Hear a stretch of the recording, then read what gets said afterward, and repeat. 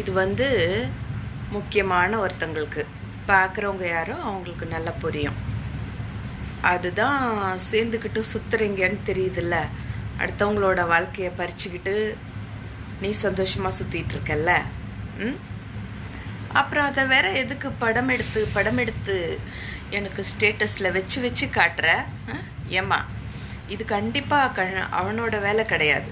எனக்கு நல்லா தெரியும். என் மனசு இத்தினூண்டு கூட கஷ்டப்படக்கூடாது அப்படின்னு நினைக்கிறவன் அவன். பேசினாலும் சரி, என்கிட்ட பேசலைனாலும் சரி, இந்த சேர்ந்து ஃபோட்டோ எடுத்துக்கிட்டு கேவலமாக போஸ்ட் போட்டுக்கிட்டு ஸ்டேட்டஸ் வச்சு அதுவும் எனக்கு மட்டும் தெரிகிற மாதிரி வச்சுக்கிட்டு தெரியறதெல்லாம் நீ தான். சரியா? என் நிலைமை உனக்கு அப்படிங்கிற செகண்டில் வர்றதுக்கு எவ்வளோ நேரம் ஆகி போயிடும். கண் சுமிட்டுற நேரத்தில் இந்த நிலைமையில நீ நிற்ப.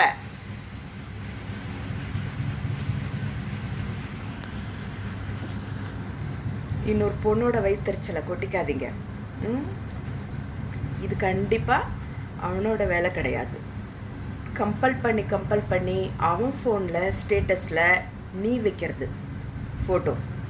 இன்கேஸ் நிஜமாலுமே அவனே தான் வைக்கிறான் அப்படின்னா 2 காரணங்கள்.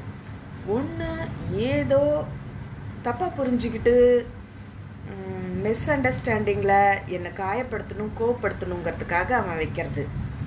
இல்லைன்னா அகைன் 2வது விஷயம், நிஜமாவுமே வேணும்னே என்னை காண்டேற்றுறதுக்காக அவன் வைக்கிறதா இருக்கலாம்.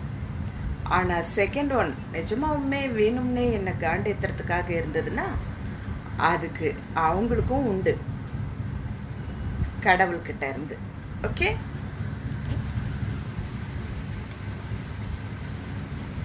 யாராக இருந்தாலும் சரி, அப்படிலாம் ஒரு பொண்ணோட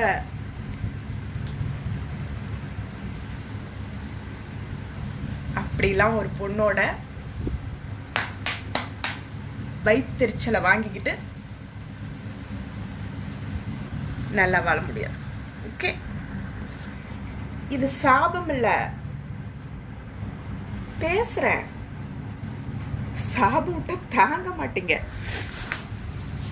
என்ன பிரச்சனை, என்ன கோவம், என்ன சிச்சுவேஷன் தெரிஞ்சுக்காம நான் சண்டை போடுறதோ இல்லை இப்படி வீடியோ போடுறதோ இல்லை தேவையில்லாமல் சாபம் விடுறதோ பண்ணிட்டோம்னா மறுபடியும் சிச்சுவேஷன் என்னன்னு புரிஞ்சுக்கிட்டு பேசும்போது அது முகம் பார்த்துக்க நல்லா இருக்காது.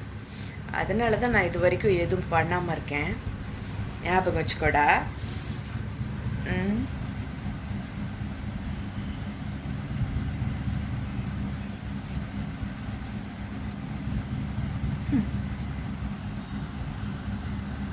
கேவலமாக இருக்கு எனக்கு.